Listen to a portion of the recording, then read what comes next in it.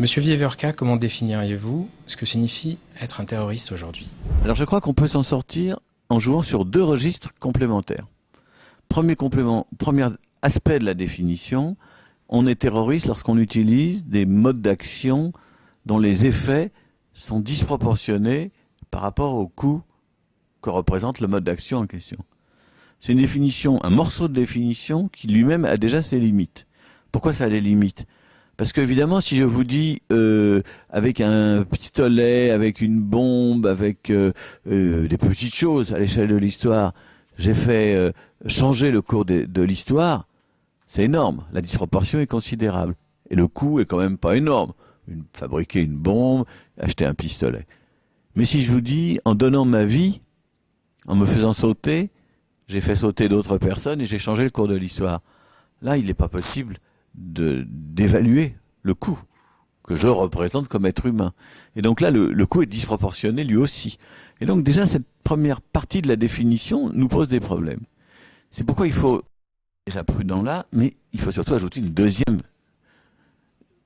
partie de définition. Je crois que le terrorisme se comprend par rapport au sens de l'action. Et là, on rentre dans des choses compliquées. Je pense que le terrorisme se développe, surgit d'abord, puis prend de l'importance, lorsqu'il y a une logique de perte de sens. C'est-à-dire lorsque ceux qui vont utiliser la violence extrême vont le faire au nom d'un sens qui est devenu artificiel, qui ne correspond plus à la réalité. Ça peut sembler un peu abstrait, donc je vais vous le dire de façon plus concrète. Si je vous dis, je tue, je mets des bombes, je kidnappe, je rançonne, etc., au nom de la classe ouvrière, qu'est-ce qui fait que ce sera du terrorisme? Ben, ce sera du terrorisme parce qu'il n'y aura peut-être pas un ouvrier pour se reconnaître dans ce que je fais. Et que le sens que moi, je mets dans l'action, il ne correspond pas à la réalité. Et que les ouvriers me diront, écoutez, nous, c'est pas du tout comme ça qu'on veut régler nos problèmes. On veut faire grève, on veut négocier, on veut exercer une pression. Il peut y avoir un petit peu de violence dans les ateliers, mais nous, on n'est pas là pour accepter que des bombes soient mises de manière aveugle en notre nom. Et donc, il y a une logique de perte de sens. Et donc, le terrorisme, il se développe dans cet espace où le sens devient artificiel, ne correspond plus à la réalité. Et donc, c'est rare le pur terrorisme. Il y a toujours des gens qui vont trouver du sens dans ce que font l'action.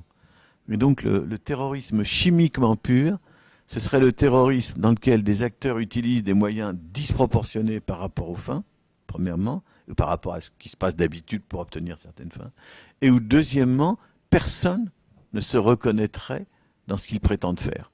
Tout le monde dirait c'est de la folie. Aujourd'hui, puisque nous sommes quand même dans un contexte historique bien singulier, je dirais que le comportement et le discours du colonel Kadhafi est de l'ordre du terrorisme.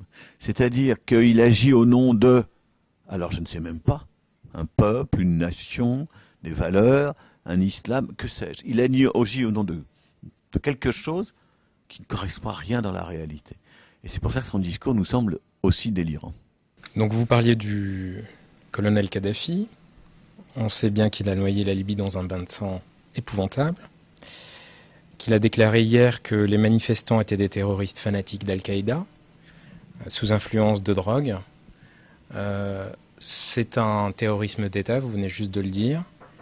Est-ce que vous pensez que le stalinisme arabe est terminé? Il me semble que ces déclarations de Kadhafi qui touchent qui sont pathologiques, que personne ne peut prendre au sérieux, il faut les regarder aussi en termes historiques et politiques et voir ce qu'elles viennent nous dire.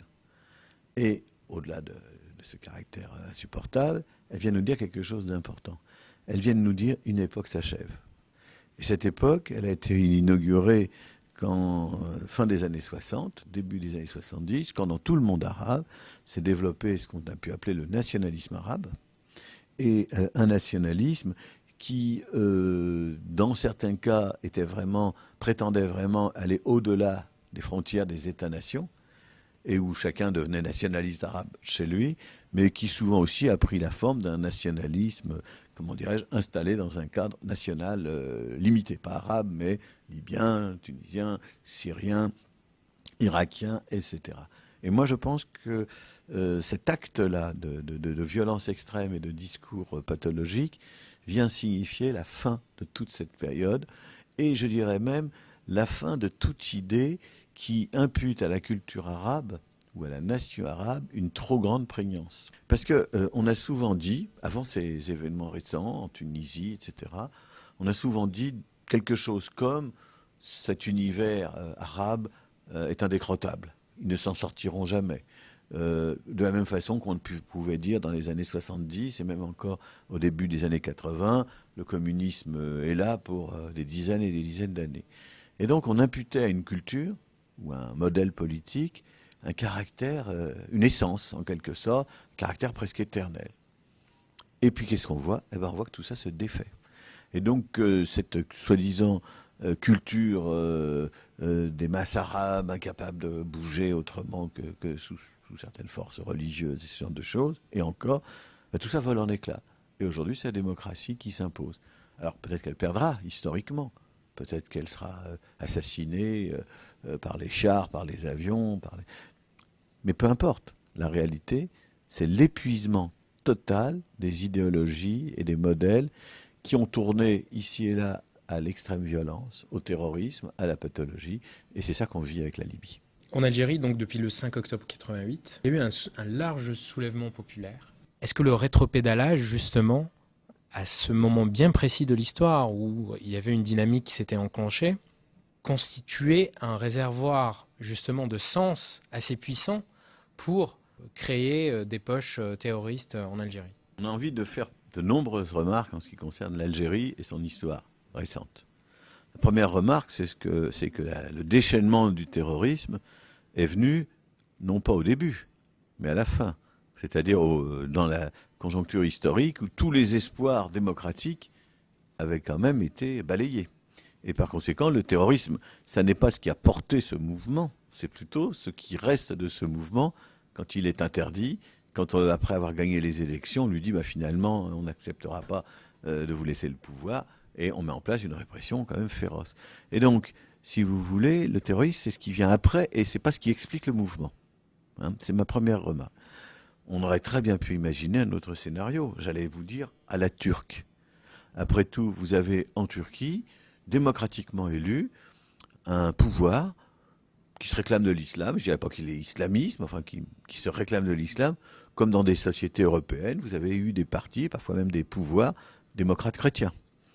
Et je ne dirais jamais que le pouvoir en Turquie aujourd'hui est un pouvoir islamiste radical qui impose sa loi. Pas du tout. On débat, il y a énormément de liberté en Turquie. Et donc, l'Algérie s'est privée de ça, en quelque sorte. C'est comme ça. Deuxièmement, l'Algérie, compte tenu de son histoire, compte tenu de sa lutte de libération nationale 25 ou 30 ans plus tôt, compte tenu aussi de son économie, compte tenu de sa richesse gazière, pétrolière, bon, pour toutes sortes de raisons, l'Algérie ne se compare pas, par exemple, à la Tunisie. C'est très différent pour moi. Et je dirais même que le pouvoir de Bouteflika n'est pas un pouvoir dictatorial. Il a été élu. Je ne sais pas si les élections ont été truquées, jusqu'à quel point, mais on ne peut pas dire qu'il n'ait pas été élu, ce serait faux. Et il a été élu dans un pays où l'opinion circule, où vous pouvez, comme vous l'avez rappelé vous-même, vous pouvez vous exprimer dans les journaux, vous pouvez faire partie d'un parti, etc. Donc, on ne peut pas mettre tout sur le même plan. Et par conséquent, je ne compare pas du tout, moi, Bouteflika à Kadhafi ou à Ben Ali. Certainement pas. Est-ce que vous pensez que la révolution actuelle peut trouver justement ses origines en Algérie, donc depuis cette date, mais surtout qu'elle expliquerait la relative sous-tension des événements actuels, c'est-à-dire qu'il n'y ait pas de soulèvement à la tunisienne ou à la libyenne ou à l'égyptienne?